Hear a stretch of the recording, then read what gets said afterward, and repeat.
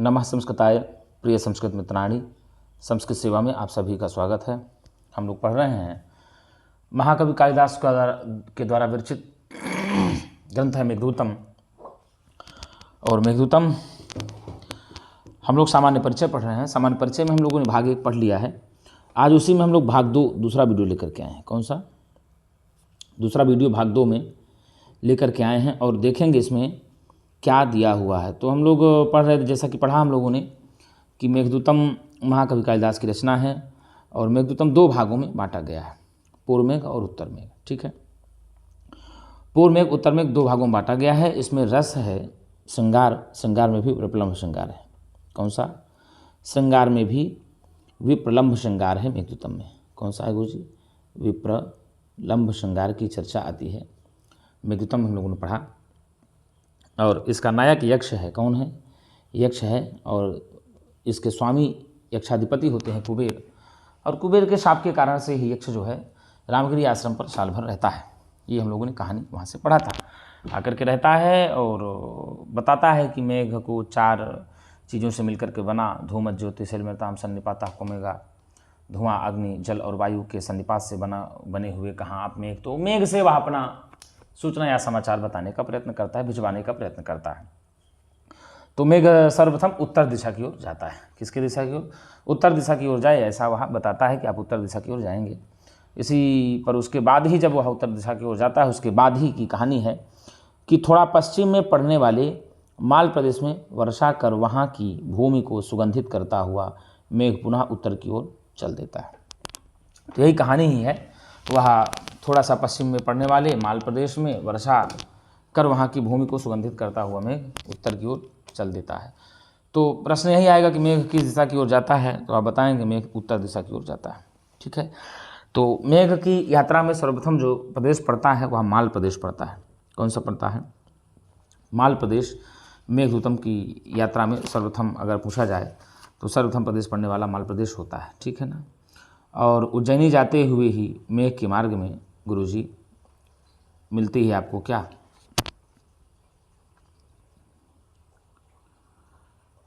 तो ये आप जानेंगे। तो वहीं रामगिरी आश्रम में पर्वत पर जाकर रहता है और उसी के बाद ही जो है गुरुजी हम लोग ये कहानी को आगे पढ़ेंगे मेघदूतम में। और उसके बाद हम लोगों ने हद तक ही पढ़ा था कि मेघ की यात्रा में सर्वप्रथम माल प्रदेश पड़ता है और माल प्रदेश जाने के बाद ही ये थोड़ा सा पश्चिम में पड़ने वाले माल प्रदेश में वर्षा कर वहाँ की भूमि को सुगंधित करता हुआ मेघ पुनः उत्तर की ओर चल देता है। ठीक है, पहले वहाँ माल प्रदेश पहुँचता है और माल प्रदेश में ही जो है थोड़ा सा वर्षा करता है और वर्षा करने के बाद मेघ पुनः उत्तर की ओर चल देता है। वही आगे रहा कि मेघ ने आम्रकूट पर्वत की दावाग्नि पहले बुझाई थी। मेघ ने आम्रकूट पर्वत पर लगी हुई जो दावाग्नि है सर्वप्रथम उसको बुझाई। और आपको बता दें अग्नि 3 प्रकार की होती है, दावाग्नि, वडवाग्नि और जठराग्नि। दावाग्नि वन में लगती है। दावाग्नि जो अग्नि है वो वन में लगती है और आम्रकूट पर्वत है तो वन ही है, मेघ के मार्ग में वन ही पड़ता है। तो उसी जो आम्रकूट पर्वत पर अग्नि लगी थी उसी को मेघदूत में मेघ ने मिटाई। ठीक है ना। मेघ ने आम्रकूट पर्वत की दावाग्नि पहले बुझाई थी, इसलिए मित्रता के कारण आम्रकूट मेघ को सिर पर चोटी से धारण करेगा। इसी कारण से मित्रता के कारण ही मेघ को आम्रकूट पर्वत धारण करेगा। क्यों भाई साहब? स्वाभाविक है कि यदि आपने किसी के विपत्ति में, यदि आपने किसी के दुख में सहयोग दिया है या साथ दिया है तो निश्चित तौर पर वह भी एक तो महापुरुष हैं, इतने बड़े लोग हैं, धीर वीर गंभीर लोग हैं, तो निश्चित रूप से वो आम्रकूट पर्वत भी है। तो मेघ ने आम्रकूट पर्वत की दावाग्नि पहले बुझाई थी, इसलिए मित्रता के कारण आम्रकूट मेघ को सिर पर चोटी की तरह धारण करेगा, ऐसा उन्होंने बताया। और फिर आगे आता ही है मेघ की यात्रा का पहला पर्वत आम्रकूट है। प्रश्न आ जाए कि मेघ की यात्रा में सर्वप्रथम पर्वत कौन पड़ता है, तो आप बताएंगे कि मेघ की यात्रा का सबसे पहला जो पर्वत है आम्रकूट है। और प्रोफेसर विल्सन आधुनिक अमरकंटक जो नर्मदा का उद्गम है उसको ही आम्रकूट मानते हैं। प्रोफेसर विल्सन जो हैं इस समय जो आधुनिक समय में अमरकंटक है ना, अमरकंटक मध्य प्रदेश में जगह है ये, तो नर्मदा का उद्गम है, मतलब ये माना जाता है कि नर्मदा नदी अमरकंटक से ही निकली हुई है, उसको ही आम्रकूट पर्वत मानते हैं। ठीक है ना। और आगे आम्रकूट पके हुए आम्र से युक्त है। किससे भैया? आम्रकूट पके हुए आम्र से युक्त आम्र वृक्षों वाला पर्वत है। तो पूछ लेगा भैया आम्रकूट तो नाम ही है आम्रकूट, तो आप जान ही जाएंगे, इससे स्पष्ट हो जा रहा है। और मेघ द्वारा चोटी पर आसीन हो जाने के कारण आम्रकूट पर्वत पृथ्वी के स्तन के समान शोभा प्राप्त करता है। और जितने समय मेघ आम्रकूट पर्वत पर बैठता है, जाकर के आश्रय लेता है, तो उतने समय जो आम्रकूट पर्वत की शोभा होती है ना, वह ऐसा लगता है कि पृथ्वी की स्तन के समान उसकी शोभा प्राप्त होने लगती है, जो देव दंपतियों के द्वारा दर्शनीय है। जो देवताओं भी उसको देवतागण भी देखते हैं और उनकी दंपत्तियां भी देवताओं की देखती रहती हैं कि वाह क्या मेघ है। ऐसा लगता है कि मानो जो है पृथ्वी की स्तन की समान शोभा को प्राप्त कर रहा है। ठीक है ना। आम्रकूट पर्वत के कुंज वनवासियों की स्त्रियों द्वारा उपभोक्त किए गए हैं।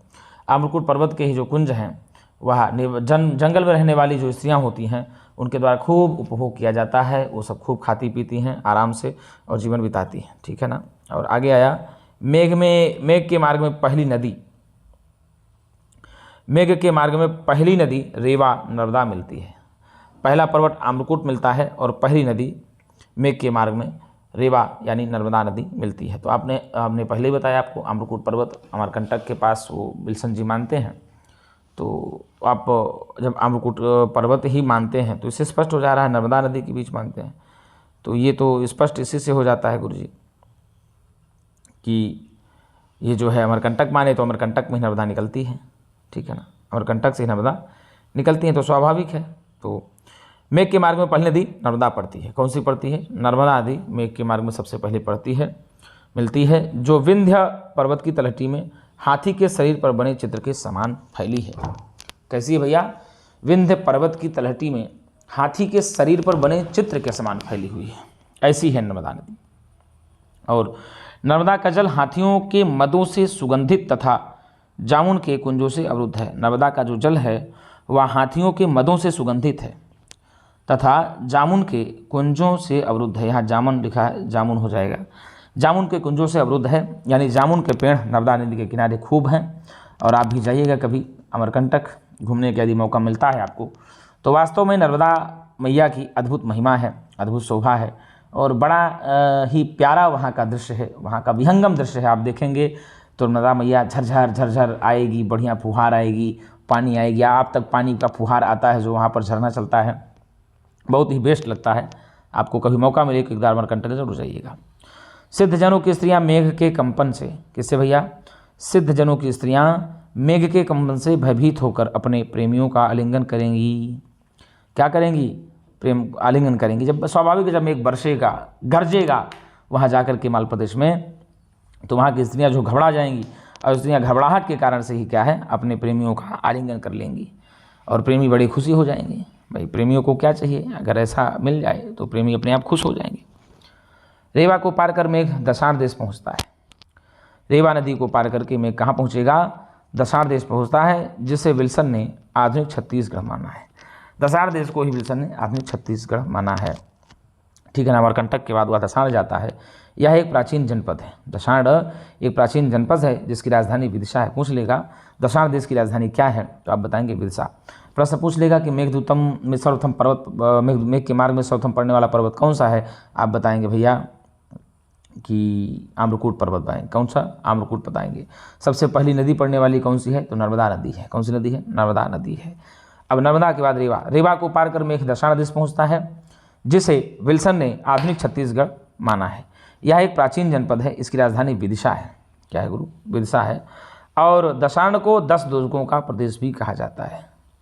10 दुर्गों का प्रदेश किसे कहा जाता है, तो आप लोग बताएंगे दशाण को ही 10 दुर्गों का प्रदेश भी माना जाता है या कहा जाता है। विदिशा वेत्रवती नदी के तट पर स्थित है। पूछ लेगा आपसे कि विदिशा किस नदी के तट पर स्थित है, तो आप बताएंगे वेत्रवती नदी के। किसके भैया? वेत्रवती नदी के तट पर ही विदिशा स्थित है। वेत्रवती नदी की उपमा भ्रूभंग नायिका से की गई है। किससे की गई है? वेत्रवती नदी की उपमा भ्रूभंग युक्त नायिका से की गई है।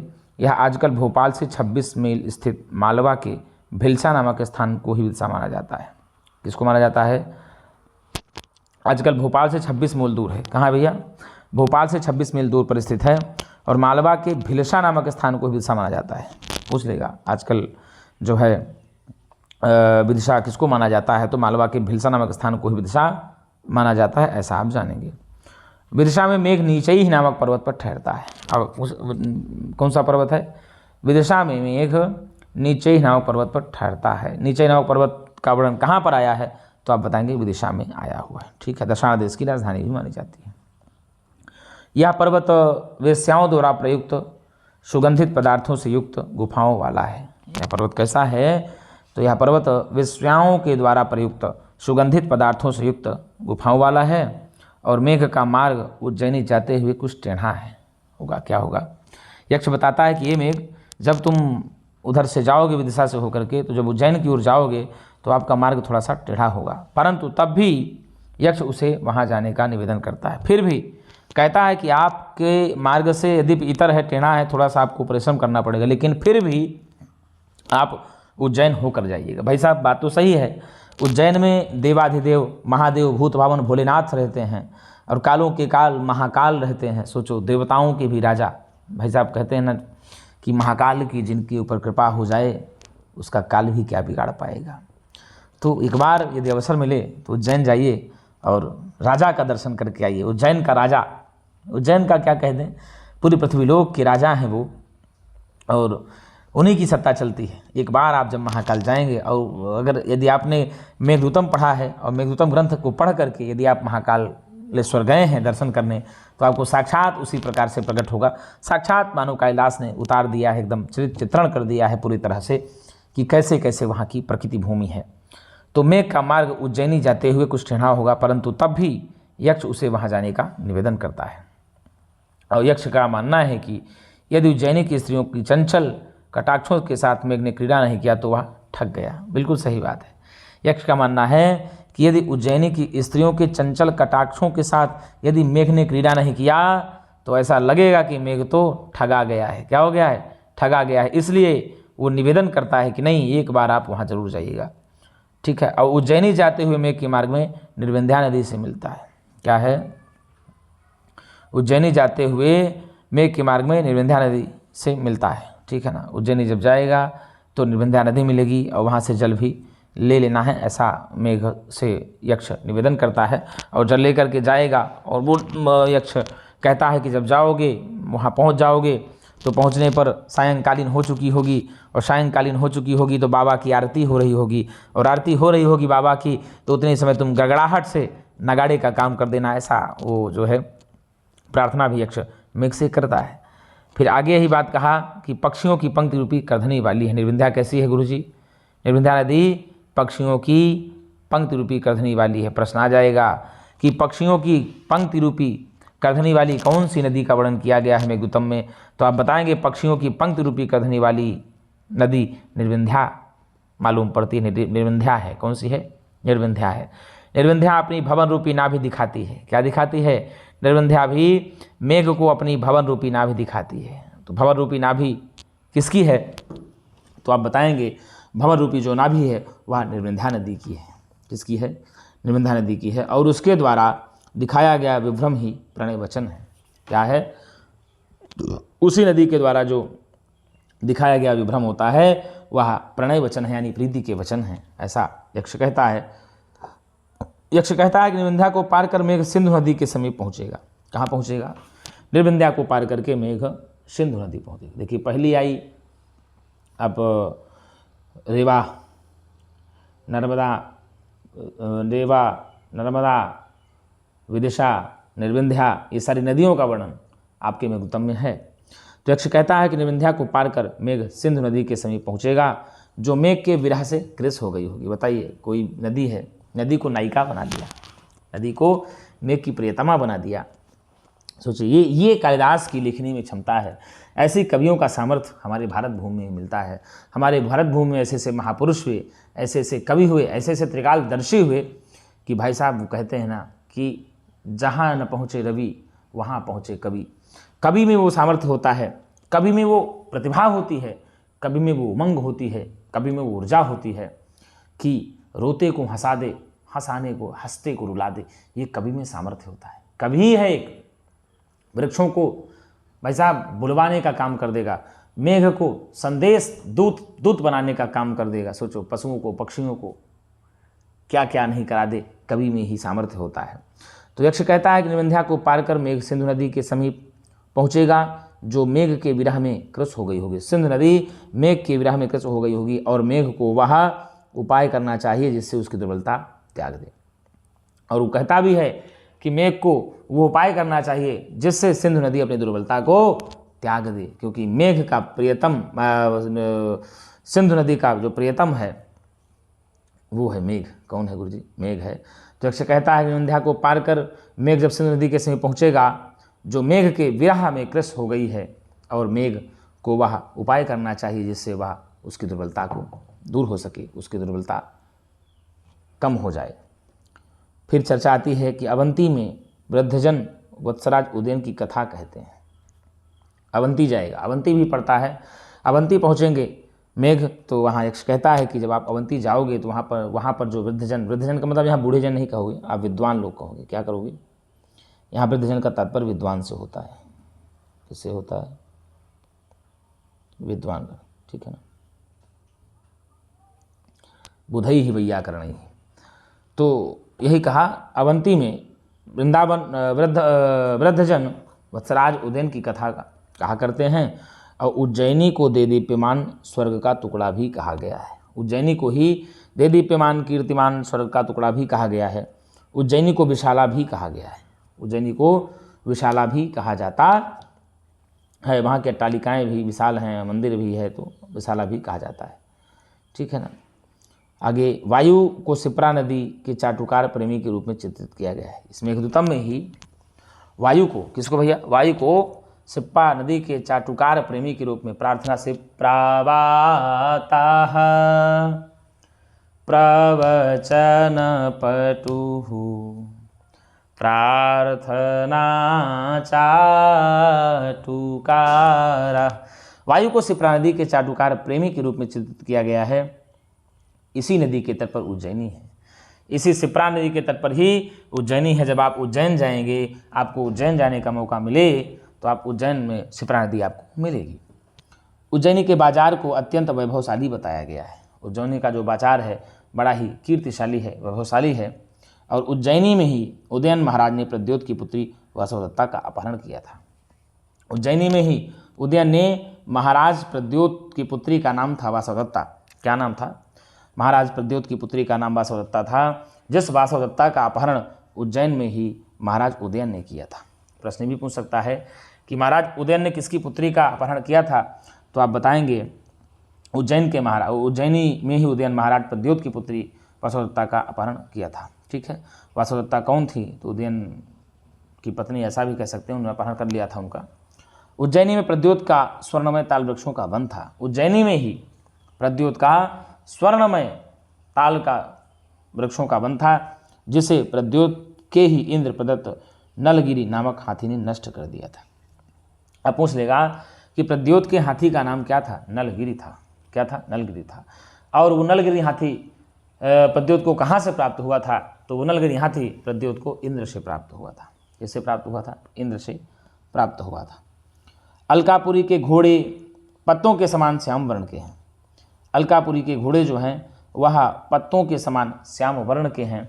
और वहाँ के जो योद्धागण रावण के तलवार से किए गए घावों के निशान को ही आभूषण मानते हैं। अर्थात कहने का मतलब ये हुआ कि उज्जैनी के योद्धा, उज्जैनी के शूरवीर आज भी अपने शरीर में आभूषण को नहीं धारण करते हैं। क्यों नहीं धारण करते? उन्हें गर्व इस बात का है कि हम लोगों ने रावण से युद्ध किया था, और रावण से जब वो युद्ध किए थे तो रावण के खड्ग यानी तलवार यानी अस्त्र शस्त्रों से उनके घाव लग गए थे। तो वो घाव सबको दिखाते हैं कि देखिए हमने रावण से युद्ध किया था, हमने रावण से युद्ध किया था। इसलिए वे सारे घावों के जो निशान थे उसी को आभूषण मानते थे। इसलिए उस कारण से कभी वो आभूषण नहीं पहनते थे। तो अलकापुरी के घोड़े पत्तों के समान श्यावर्ण के हैं, और वहाँ के योद्धागण रावण की तलवार से किए गए घावों के निशान को ही आभूषण मानते हैं। महाकाल के उद्यान गंधवती नदी की वायु से कंपित होती है। महाकाल के जो उद्यान हैं वह गंधवती नदी की वायु से कंपित होते हैं। क्या होते हैं भैया? कंपित होते हैं। महाकाल में जितने भी उद्यान यानी बगीचे हैं वो सारे गंधवती नदी की वायु से कंपित होते हैं और यक्ष महाकाल के मंदिर में पहुँचे। क्या हुआ?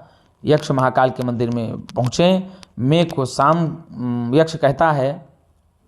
यक्ष कहता है कि महाकाल मंदिर में पहुँचे मेघ को शाम के समय तक रुककर शिव की संध्या पूजन के समय नगाड़े का कार्य करने के लिए कहता है।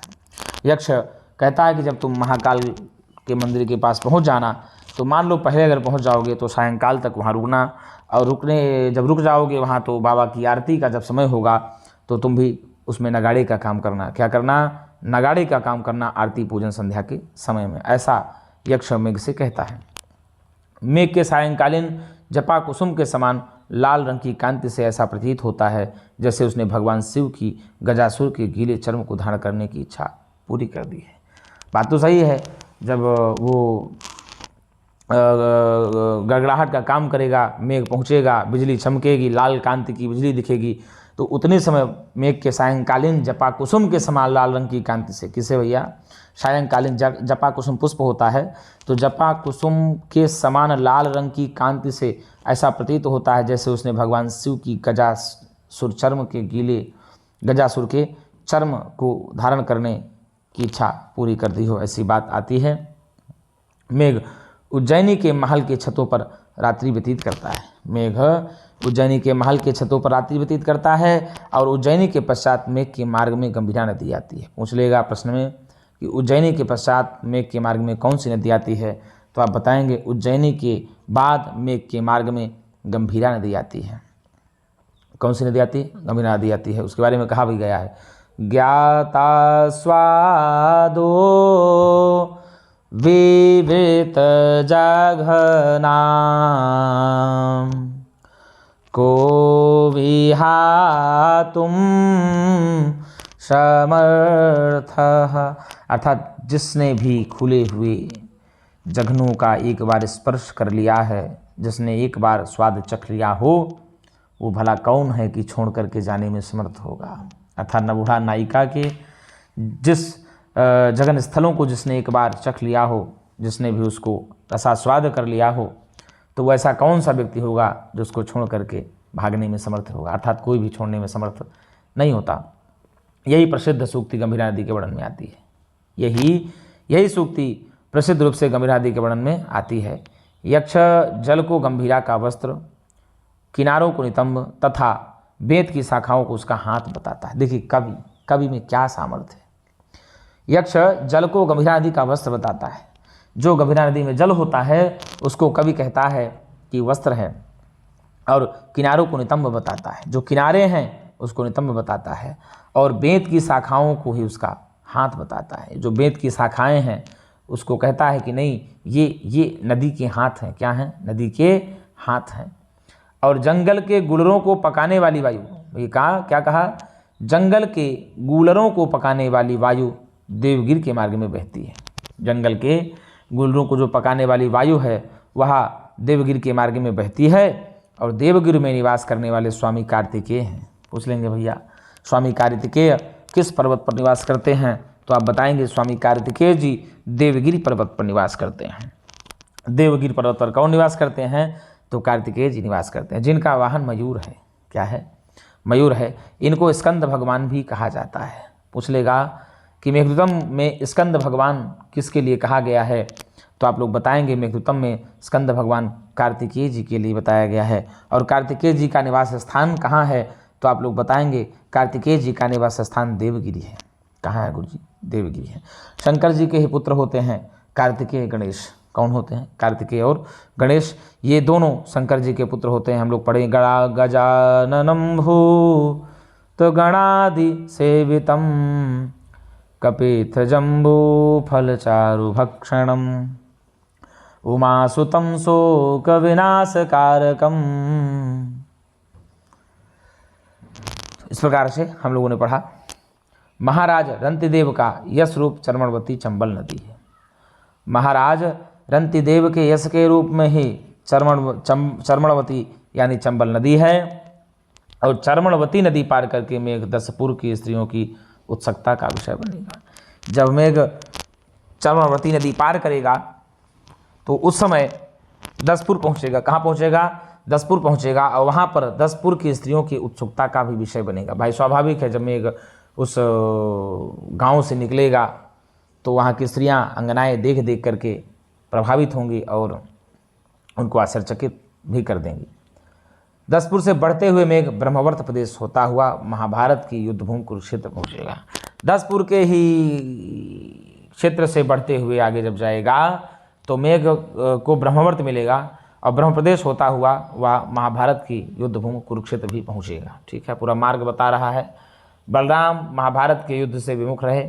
बलराम जी ऐसे रहे जो महाभारत के युद्ध से विमुख रहे। उन्होंने महाभारत के युद्ध में भाग नहीं लिया। उनकी पत्नी रेवती के आँखों की उपमा सरस्वती नदी से की गई है। बलराम की पत्नी का नाम यदि आपसे पूछ ले कि कौन है तो आप बताएंगे बलराम की पत्नी का नाम रेवती है और उनकी उनकी आँखों की तुलना जो है ना, उपमा जो है वह सरस्वती नदी से की गई है। और बलराम ही एक ऐसे थे जिन्होंने अस्त्र शस्त्र नहीं उठाया, उन्होंने महाभारत के युद्ध में भाग नहीं लिया। लांगली बलराम का नाम है। लांगली यहाँ से ऐसे आया ही है। तो पूछ लेगा कि लांगली पद से किसका बोध होता है मेघदूतम के अनुसार, तो आप बताएंगे बलराम का बोध होता है। बलराम का एक नाम हलधर भी है। सरस्वती नदी के जल का सेवन करके अंदर से पवित्र मेघवर्ण मात्र श्याम रह जाएगा। सरस्वती नदी के जल का सेवन करके अंदर से पवित्र मेघ वर्ण मात्र से श्याम रह जाएगा, बाकी तो उसका हृदय बड़ा स्वच्छ और निर्मल हो जाएगा, पवित्र हो जाएगा। बलराम ने भी इसका जलपान किया। बलराम ने भी सरस्वती नदी का जलपान किया है। कुरुक्षेत्र के आगे कनखल पर्वत के समीप पार्वती जी का उपहास करती सी गंगा नदी बहती है। कहाँ भैया? कुरुक्षेत्र के आगे ही कनखल पर्वत के समीप। कहाँ भैया? कनखल, कुरुक्षेत्र के आगे कनखल स्थान है। क्या है? कुरुक्षेत्र के आगे एक कनखल स्थान है और जहाँ पर बता दें आपको गंगा नदी प्रवाहित होती है, जहाँ से गंगा नदी होकर प्रवाहित होती हैं। तो कनखल पर्वत के समीप पार्वती जी का उपहास करती सी गंगा नदी बहती हैं। गंगा का नाम जहनु कन्या आया है। क्या आया है? गंगा का नाम मेघदूतम में जहनु कन्या आया है। पूछ लेगा कि मेघदूतम में जहनु कन्या पद से किसका बोध होता है, तो आप लगाएंगे मेघदूतम में जहनु कन्या गंगा जी के लिए कहा गया है। किसके लिए गुरुजी? गंगा जी के लिए पद प्रयुक्त हुआ है।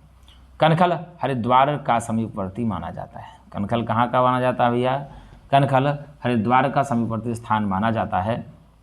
और कनखल में मेघ की छाया गंगा में पड़ने पर प्रयाग के अतिरिक्त वहाँ भी संगम गंगा यमुना प्रतीत होता है। ऐसा लगता है जब कनखल मेघ पहुँचता है तो वहाँ पर मेघ की छाया ना गंगा में पड़ने पर प्रयाग के अतिरिक्त वहाँ भी ऐसा लगता है कि गंगा यमुना का संगम हो जाता है।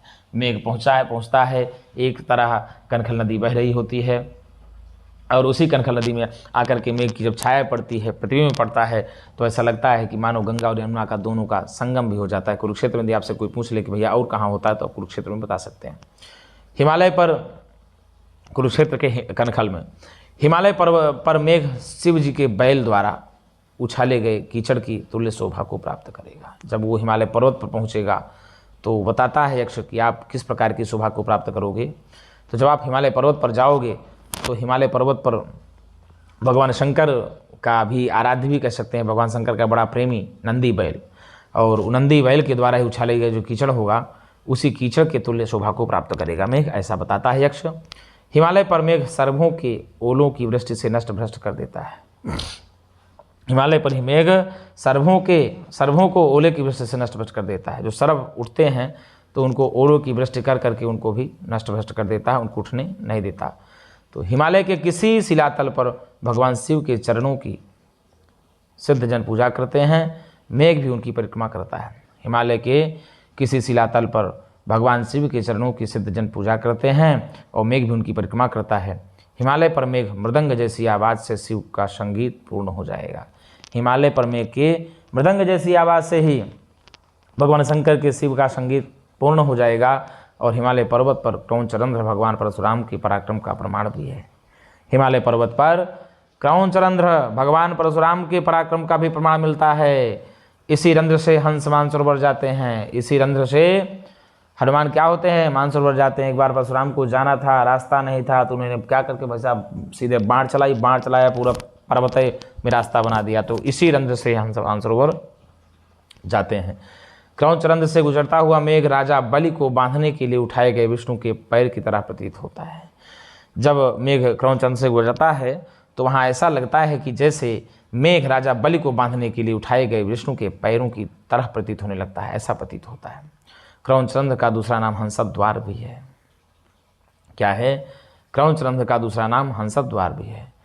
क्रौंचरंध्र पार करके मेघ हिमालय का अतिथि बनेगा। जब क्रौंचरंध्र को पार कर जाएगा तो हिमालय की अतिथि बनेगा, ऐसा यक्ष कहता है। और हिमालय पर भ्रमण करती हुई पार्वती जी के लिए मेघ सीढ़ी का कार्य करेगा। हिमालय पर्वत पर माँ पार्वती शंकर जी के साथ भ्रमण करती हुई होंगी, तो वहाँ पर भ्रमण करते हुए मेघ पार्वती जी के लिए सीढ़ी का कार्य करता है। और कैलाश पर देव स्त्रियाँ कंकड़ों के अग्रभाग से मेघ को फव्वारा बना डालेंगी। क्या बना डालेंगी? कैलाश पर्वत पर ही कंकड़ों के अग्रभाग से। किससे गुरुजी? कंकड़ों के अग्रभाग से मेघ को फव्वारा बना डालेंगी। और हिमालय पर चीड़ वृक्षों के तनों की रगड़ से लगी आग को मेघ बुझाता है, ऐसी चर्चा आती है। पूरा पूर्व मेघ है और यूपी टीजीटी एलटी जीआईसी के दृष्टिगत है, तो दृष्टिगत तो एलटी के लिए है। और प्रत्येक दिन कक्षा 8 को सुबह 8 बजे ही मिलेगी। और ये हमारा पूर्व मेघ का सामान्य परिचय समाप्त हो चुका है। और हम लोग अब उत्तर मेघ का भी एक छोटा सा सामान्य परिचय पढ़ लेंगे। उसके बाद सीधे हम लोग मेघदूतम के श्लोक में प्रारंभ करेंगे। और पहले श्लोक से हम लोग मेघदूतम को पढ़ना प्रारंभ करेंगे। एक वीडियो में 2 श्लोक पढ़ेंगे, तो जितना भी है हम लोग मेघदूतम को 1 महीने में ख़त्म कर डालेंगे। 1 महीना तो नहीं, 15 दिन 20 दिन में मेघदूतम को ख़त्म कर लिया जाएगा। तो इसके बाद फिर हम नई वीडियो को लेकर के आएंगे, व्याकरण पढ़ाते चलेंगे। और जो ग्रंथ नहीं अभी हुए हैं टीजीटी एलटी के लिए, उनको भी हम पढ़ते चलेंगे। तो मित्रों, यदि आपको संस्कृत सेवा चैनल एक बार थोड़ा पसंद आता हो तो एक बार लाइक और सब्सक्राइब जरूर करें। आज के लिए इतना ही। हम पुनः एक नई वीडियो के साथ मिलेंगे, तब तक के लिए नमः संस्कृताय। अरे